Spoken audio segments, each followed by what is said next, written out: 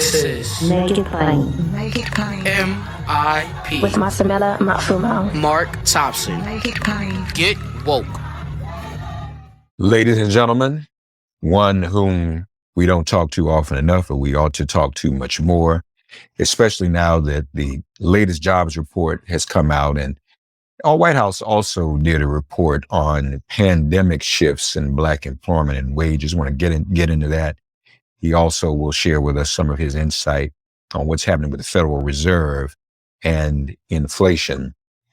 Professor, in fact, former chair of the Department of Economics at Howard University, also the chief economist currently for the American Federation of Labor and Congress of Industrial Organizations, better known as the AFL-CIO, our dear brother, rocking his Howard University sweatshirt, the Mecca, DHU, Professor Dr. William Spriggs. Hey, brother, how are you? I'm doing well, Mark. Thank you so much for having me on the show. I really appreciate it.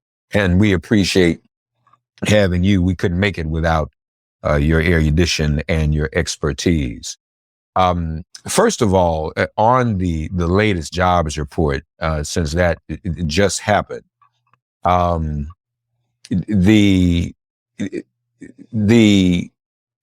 look at African American unemployment rates. On the one hand, jobs have recovered almost to pre-pandemic rates and pre-pandemic employment. First of all, let's start there. Is that your take, that things have kind of caught back up to where it was before February 2020? Right. We are back to having the same number of people. We're a little ahead of the number of people who are on payroll compared to February of 2020.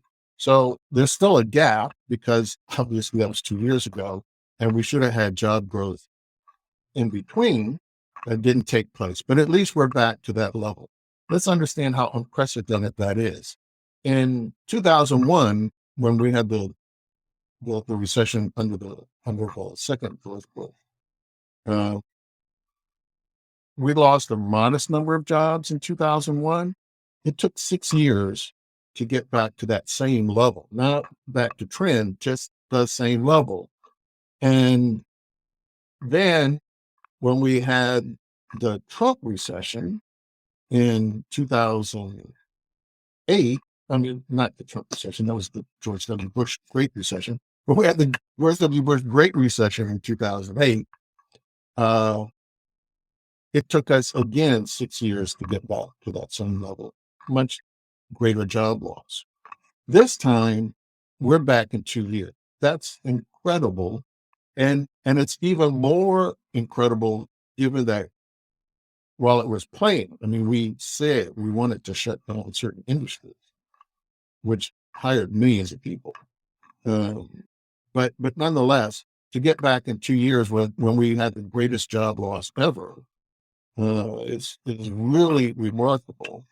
And what's further remarkable is this comes with massive shifts of the number of jobs and where they are. They aren't in the same places. So it's not that we came back to the same jobs. We've come back to totally different jobs. We have a significantly smaller public sector, which is bad news. This is why, schools just opening last week, the week before, and for a lot of students this week. And school systems are struggling because they don't have all the teachers they would like to have. Hospitals would like to have more nurses. So we're down in some areas we should be up in.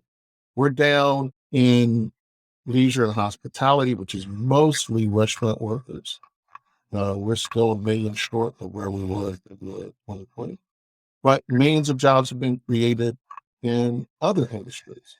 And what a lot of people have done in the past is think, well, the labor market isn't really that dynamic because people don't have the skills, and we can't move people out of restaurant jobs.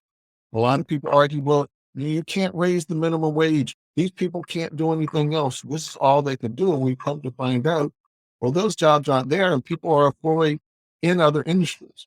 For Black people, Black men got back to the share of Black men holding a job, which is a remarkable thing, because remember what I had just said, the economy is getting bigger. So simply having the same number of jobs doesn't do it, because you got more people. So if the share of people who are employed is bad, that's the true marker. And the share of Black men who are employed, that we covered about 4 months ago.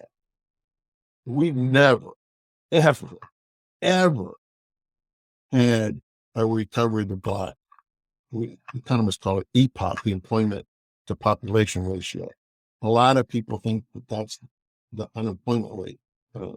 It's not, but the EPOP is bad.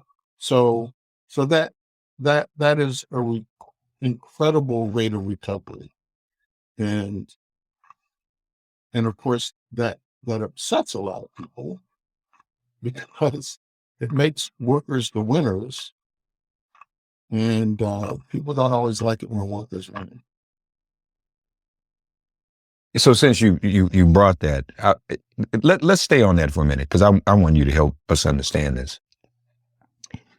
People don't like it when workers are the winners. So does that mean that the private interests, the employers, the corporations, so to speak, who are watching and witnessing workers coming back and doing better, are they the ones that are increasing the pressure on the Fed to do something that would then cause unemployment to slow down, or even cause employment to slow down, and even unemployment to kind of go back up? Am I saying that accurately?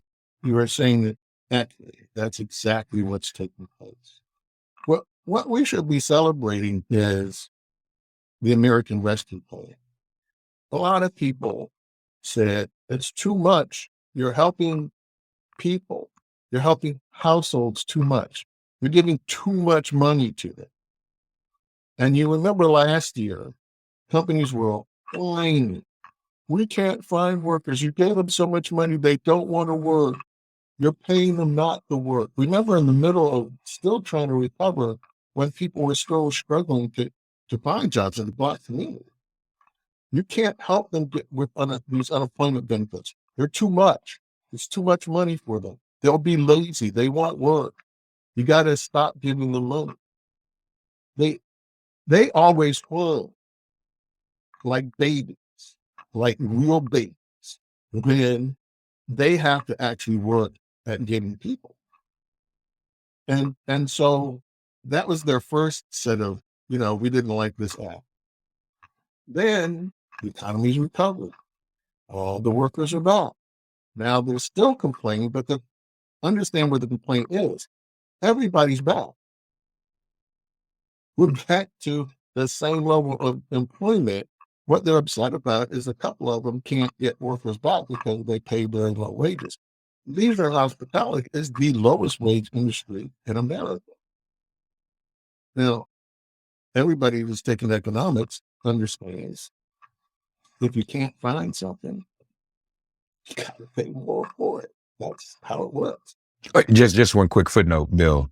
Most who took economics understand. Remember, I failed economics. I was put that disclaimer out there. I didn't get it, y'all. Otherwise, I'd be different. But go ahead, please. Yes, So the labor market is like every other market. You got to bid in order to get. The prices determine distribution, and if you bid too low, you don't want to bid. You don't get anything. That's how auctions work.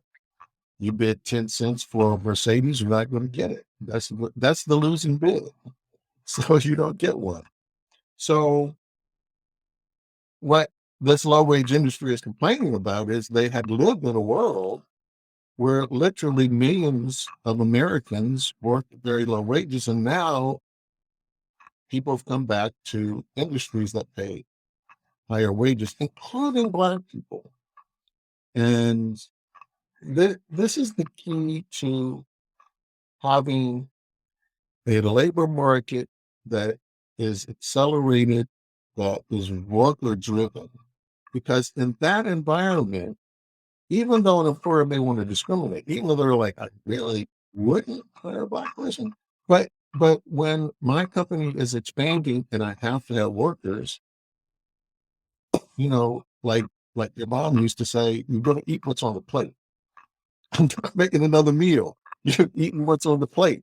And so they will hire Black workers. And in this environment, Black workers have really benefited from two big reasons. One, we finally have a number of states raising their minimum wage. And this has been very important. We've not had a period like this since the 1960s. And so there are a lot of economists who think it's a tight labor market. It's a tight labor market. It's a tight labor market. And we raise the floor. You can't simply recruit workers by being lazy and saying, oh, well, we're going to have to take this job at $7.25 an hour, which is the minimum wage, unfortunately, in the states where Black people are concentrated. But there are enough of us who live outside of our southern states and some mean states that don't make sense. Pennsylvania, Iowa, why do they have a $7.25? Every state around Pennsylvania has a higher minimum wage than $7.25. And it shows that Black people in Pennsylvania are not making the wage gains that Black people are in New Jersey as an example where the minimum wage is higher. So we have this, jobs are coming back, employers are hiring. We made the household balance sheet stronger. People have more savings. So before February 2020, we had this huge problem, which was a residue from the Great Recession, where people lost homes, they lost savings. We never restored to households their savings. And you always heard these statistics about,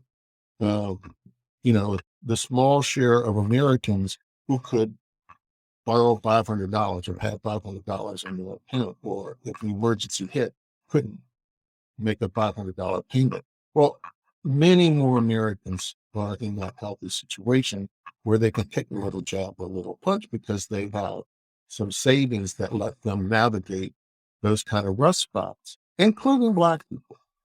And then, of course, when the president did this loan forgiveness, a lot more Black people, a whole lot more Black people now have positive savings. So what you are getting is a pushback against workers being able to find jobs, being able to say no to some employers who want to be lazy and pay low wages, and people finally having the wherewithal that they can demand a different set of goods.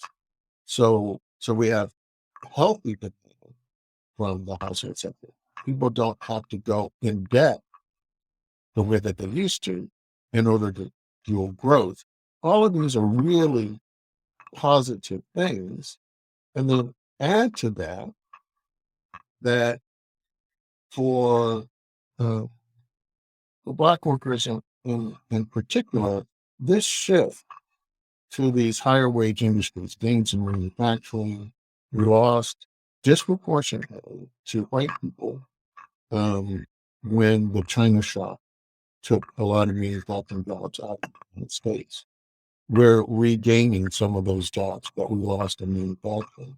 And we're finally making footholds in construction, which is good news because the infrastructure plan that the president signed is slowly coming into fruition. They're going to be these infrastructure projects, and Blacks are least represented in construction. So us making some gains in construction is really vital. But understand, one person's victory, and we should be celebrating this because, as I said, 2 years is unprecedented for jobs to come back, for wages to come back. Well, if I'm a business person, gee, I don't know that I like this, except understand they're fine. This is the incredible part when you hear the business community part. Their profits are at record high. The share of national income going to workers has been falling. So despite their claims, oh, workers are getting too much money, it's too hard to find them, your profits are up and the share of the income that's going to workers is down, and you're whining. So when you hear that, you go, you're complaining about something else, because anybody who's making more money and whose profit margin is going up, and then they're whining, you know there's something else to the story, because that doesn't make sense. Why are you whining? And it's a power situation. They don't like that workers now, like unions. Union ratings are up higher than for any political party right now. You see workers beginning to organize. And what's hidden in the way that people talk about inflation hurts you if you are someone who lends people money. Because I'm paying you back dollars, but inflation has lowered the value of the dollar. The impact of inflation is that the value of the dollar that I'm paying back for is lower. So if I loaned you money and I gave you a mortgage, and there are a lot of Americans who have mortgages at 4% or below, and inflation is 2%, that's okay, because I'm making money, because you're going to pay me back at a higher rate than the dollar is falling. So I'm making money.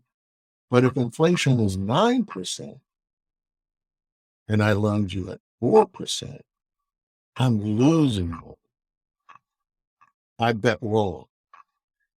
And as we found out from the Great Recession, if business bets wrong, then the rules get changed. They're always ready to change the rules. It's like, oh, this is horrible. The sky is falling. The sky is falling. And they start to demand that the rules be changed. And one way in which they make that clear is through the Federal Reserve. The Federal Reserve controls interest rates, and the Federal Reserve has the ability to slow the economy. The Federal Reserve does not have an accelerator pedal. It only has a brake pedal. If the Federal Reserve slows the economy, it can tell everybody, well, we're slowing the economy and raising interest rates, because if demand is accelerating faster than supply, people are bidding up prices, and we want to stop bidding up prices. We want to stop inflation. So the Fed raising interest rates does two things for the banks. It sets up a situation in which the interest rate is now above inflation. Good for them, more profits. And for the business owners who are whining because workers are too powerful, it throws workers off balance, because now we will have workers on the short end of the deal. Workers will be unemployed. They'll be begging us for jobs, in which case it puts us under more control of wages. Right. And so this report, folks, this leads right into the report that the White House published, Pandemic Shifts in Black Employment and Wages. You can Google that. It's everywhere, White House report, Pandemic Shifts in Black Employment and Wages. And just look at some of the summary.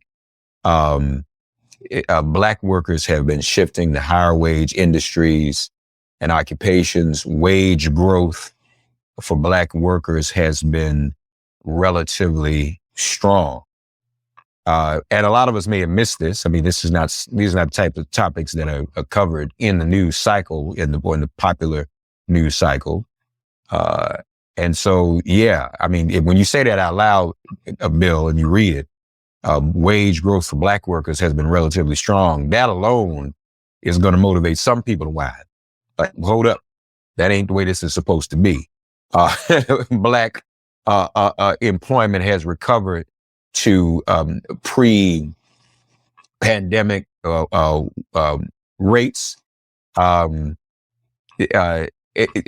a matter of fact, I'm reading from the report, Black workers employ nominal median wage growth for Black workers employed 12 months apart has recently even been outpacing wage growth for other groups. Over the 12 months ending in July 2022, median wage growth averaged 7.8% for non-Hispanic Black workers versus 6.3% overall. Now, to get a little bit into those details, as I alluded to, African Americans have been shifting to higher wage industries and occupations. Talk to us about that, how that's so, and what's making that take place, Bill. The number one problem Black workers face is discrimination. And a way, the strongest way to fight discrimination in a meaningful way, at a level that matters, is to have a labor market where employers are at a disadvantage, where employers have to hire workers they wouldn't normally want to hire. And when that takes place, then we can compete. We have hidden unemployment. A lot of people say, well, we want a job guarantee. But what's missing from that is Black workers show up, but they're underemployed. And this assumption that, well, we are low-wage industries because we have less skill, it's just not true. So in a tighter labor market, when demand for construction is going up, when demand for manufacturing is going up, then employers are caught in this dilemma. I need workers, not you. I mean, that guy in front of you. And now suddenly there's nobody in front of you. And so it becomes, well, I guess I mean you. Come on. And in that environment, you find out that our wages weren't low because we didn't have the skills. Our wages were low because we didn't have the opportunity. And I get so tired of everybody saying, well, we don't have jobs because our schools are so bad, our kids are so stupid, blah, blah, blah, blah, blah. No, we don't have jobs because of discrimination. And so suddenly we get these jobs. We didn't do job training. We didn't spend billions of dollars on education. In a 2-year period, these are essentially the same people we started with, but look at where they landed when they were given the opportunity. This is all about opportunity. We have to forever remember the unemployment rate for white high school dropouts. I got to say this again because you've always, like, what did he say? The unemployment rate for a white person who did not finish high school, that is the unemployment, that is below the unemployment rate for Black people. Everybody wants to say, well, we don't have jobs because our kids don't learn anything in schools. It's the schools that they make our kids stupid. A white person who did not finish school. You cannot claim this white person had any benefit of some super education they didn't finish. Their unemployment rate is below the Black unemployment rate. You don't have a job not because the schools did something to your kid, not because our kids are stupid. The dumbest white person, the least educated white person, the white person who has no benefit of any education has an unemployment rate below Black America. You don't have jobs because you don't have the opportunity. And what this report shows is, everybody thought, oh, well, Black people, they're just suck because the unemployment rate went up so much. If you do macroeconomic policy right, if you design a recovery from the bottom up, don't give tax breaks to the corporations. Don't make Wall Street rich with another tax cut. Put money in households. Let the households now be strong enough that they can demand goods, not run up credit card debt. And look at what you get. A fast recovery, a recovery that is so fast and so strong that Black workers benefit disproportionately. Our wages, this study is looking at the same people. The the way that the Census Bureau does the unemployment rate, they ask people each month, but it's called a rotation group, and they come back to verify the address to make sure that this is still a valid address. And so a lot of people, you get to see them 1 year later. So we're looking at the same person. So the same person who had a low wage job suddenly has a high wage job the next year. That's not because they got a PhD. It's not because they're in STEM. They were given a different opportunity. And if you run an economy where you give Black people a chance, then it makes a big difference. We are the ones who face the biggest barriers to being given a fair chance. And in an economy that runs at a high rate, people get to demand goods and employers are forced to hire people in order to meet that demand. That makes more difference for Black people than anything else because it's our most powerful tool against discrimination. Mm-hmm. To Bill Spriggs' earlier point, folks, just want to share a little bit more from the report, which the White House report, which I'm sure, those who are the anti-labor forces, the corporate forces aren't happy with. Just listen to this, if you would. The transportation and utility sector stands out from all other industries in terms of Black employment, Black participation. 11% of Black workers were employed in that industry on average over the past 6 months, a shift of plus 1.5 percentage points from the 9.5% of Black workers over the same period in 2019. 19% of transportation and utility workers were Black in 2019. Just over 20% are now transportation and utility workers who are Black, an uptick of 1.3%. Other industries that show positive shifts, smaller but positive, are construction, wholesale and retail trade, professional and business services. Now, what Professor Spriggs said, the report also said this, he said this himself earlier, the industries with the clearest and most consistent negative shifts are leisure and hospitality and other services, parenthetically, personal care services. So you're right, leisure and hospitality, those are the places where they're going to, try to do the lower wages. And let's be clear, we're talking about Black and non-Hispanic, but we know a lot of our Hispanic sisters and brothers are in leisure and hospitality, and obviously they ain't running back over there either. So this is reporting on there, but we can just, I'm sure positive, you probably know numbers too, Bill, if that industry refuses to come back in the way with the wages that others had, they're finished with that. And sometimes being at home in a pandemic and you have some time to yourself, it makes you start thinking and, spend some time alone with yourself. You might earn, develop some self-respect. And ain't gonna do that no more. So, none of that helps this industry. So bottom line, Bill, and I guess kind of in closing, because I saw you retweeted the piece about labor force participation rate and how that may affect what the Fed may do. Talk a little bit more about that. Is the Fed, are they inclined to let this continue, or will the pressure from the so-called job makers be too intense and the Fed will have to succumb? So far, the Fed has reacted thinking that they are being bullied by the financial sector. The inflation we are experiencing now, everybody is waking up every day, it seems, to another catastrophe, right? Today, we all woke up. There's still flooding in Rhode Island. I-95 still isn't working correctly.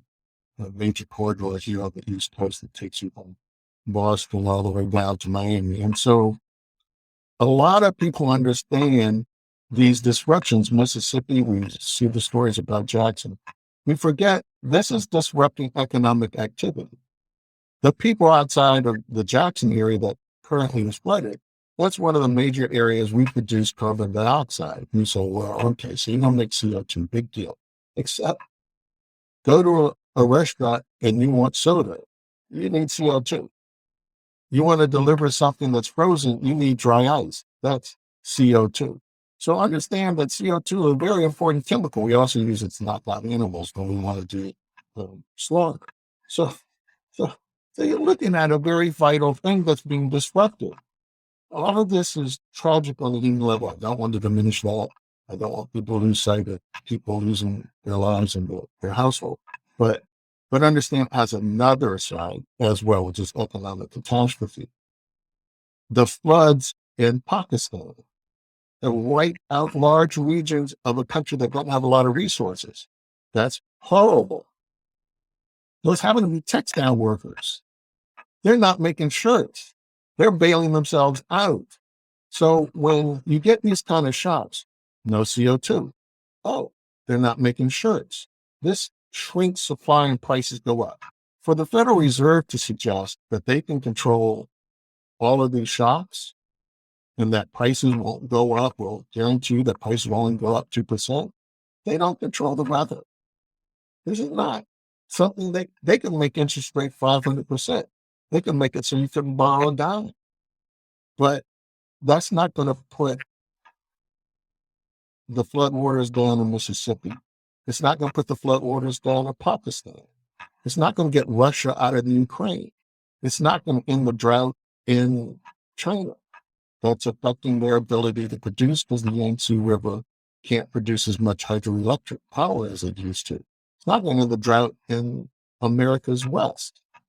So for the Fed to present that they can slow down the economy is misleading. And for them to say, this is going to inflict pain, but you'll be grateful. Black people have heard this.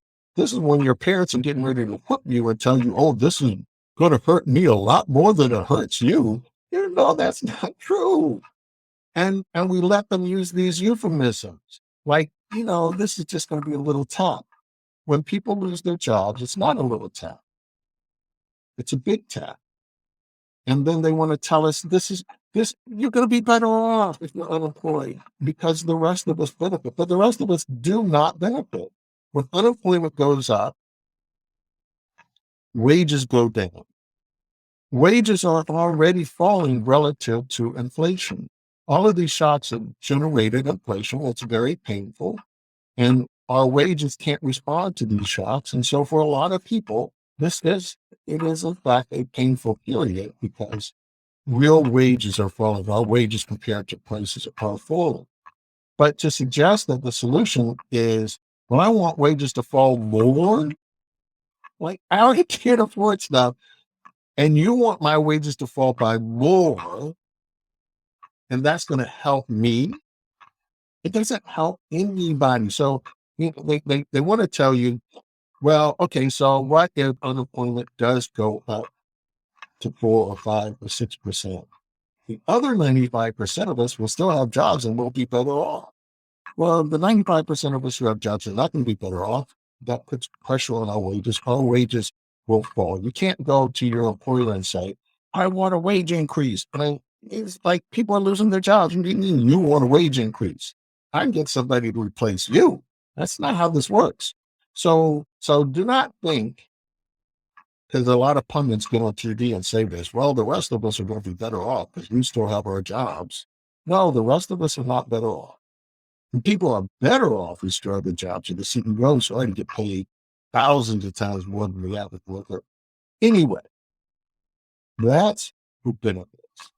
So we have to stop letting these people use euphemisms and things like that. No, this is painful for workers. It lowers real income for all workers. And for those who experience unemployment, this is a catastrophe. It's a personal catastrophe because whatever the prices are, they're not about all the job. It also, this report that the White House released came out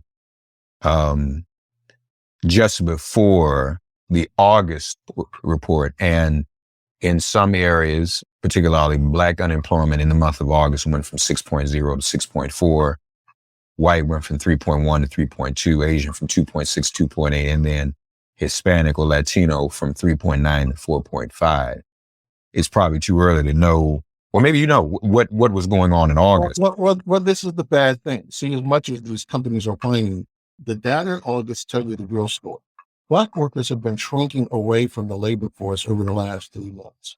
Black workers are exceedingly sensitive to, are you actually hiring? Because of the discrimination we face in the labor market, it's already harder for us to get a job.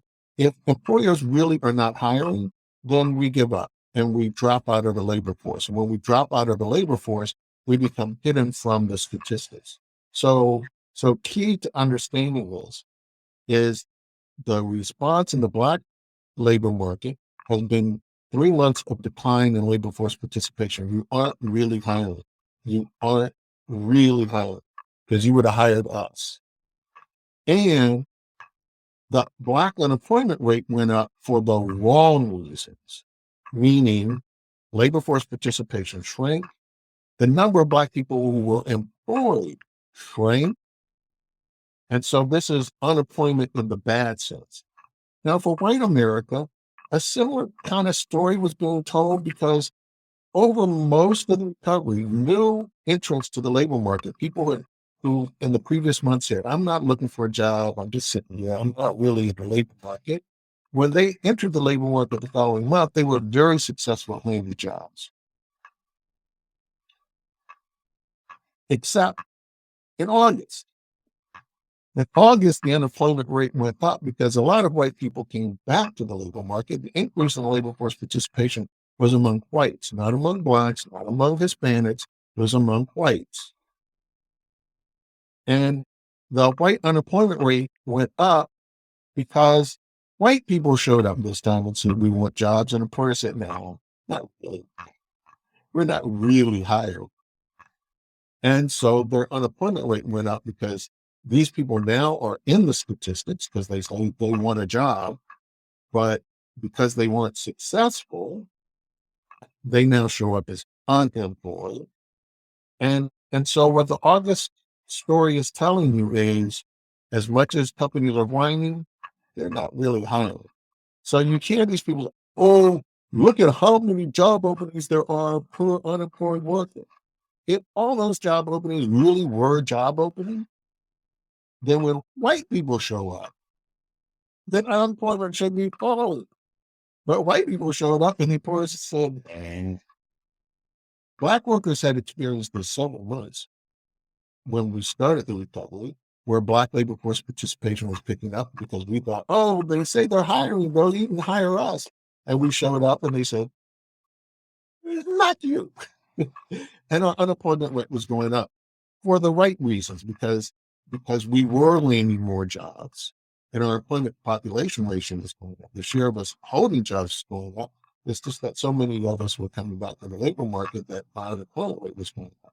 But these last 3 months, it's all because of the wrong thing. So what we're seeing is that hiring is in fact slowing. These job openings that you see for unemployed worker, 2 job openings for an unemployed worker, that doesn't mean anything. Employers don't really mean it. They just have those postings there. It really doesn't mean they're looking. And hopefully the people of the Federal Reserve will understand, you're slowing the job market, you're slowing hiring. And the unemployment rate is from the dynamics in the marketplace. There's always hiring, there's always firing. But when hiring goes below firing, then you get unemployment going up. And the problem that the Fed has is that once that happens, they don't control where that goes. Once the unemployment rate starts going up because firms don't see demand or they're losing demand because people who lose jobs, they don't show up, they don't buy things. So once that dynamic starts, there's no telling where it goes. And for Black people, you absolutely don't know where it's going to go. And that's the tragedy, because the story that the naysayers are telling now Don't do what you did in 2001. Do not in 2021. Don't do what Joe Biden did. Don't get people back to work quickly. And what we know from before, if you don't do something to heal the households, then it takes 6 years. 6 years of pain, 6 years of lower employment, lower wages that we don't make up. I mean, all these people want to say, oh, you're better off. This is like what the Fed is trying to say. Yeah, but you'll have lower inflation. Yeah, we'll have lower real income. So I'm not better off if my income goes down. I'm not. William Spriggs, Chief Economist for the AFL-CIO, Professor of Economics at Howard University. Yeah, brother, we're going to do this more often. As always, thank you, Professor Spriggs. Well, thank you for having me on. It is a shame we in the Black community so often get wrapped up in a kind of victimhood story that even when we do well, we don't celebrate. Mm-hmm.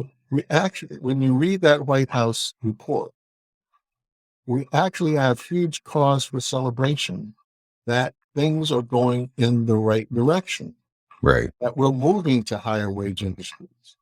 And a key point that you raised, when we become 20% of an industry like transportation, it changes the equation. Suddenly, it's not so easy to discriminate because now we're too much of the workforce. It's not like you can say, well, I don't want to hire Black people. Like, that's your workers. We become what makes that industry tick. And as much as we are underrepresented in construction, we are equally highly concentrated in that industry. We become so vital, it becomes very hard to discriminate against us. Thank you, Professor. Thanks for getting woke and listening to Make It Plain. As always, perform an act of kindness on behalf of an elder or young person. Write a letter to a sister or brother who just so happens to find her or himself incarcerated. Offer libations to the ancestors upon whose sturdy shoulders we all now stand. And above all, give thanks to the God of your understanding by whatever name you call her and him. All God asks of us is that we give each other love. Thanks for giving MIP love. And please remember to subscribe and give us a 5-star rating. If all hearts and minds are clear, it has been made plain.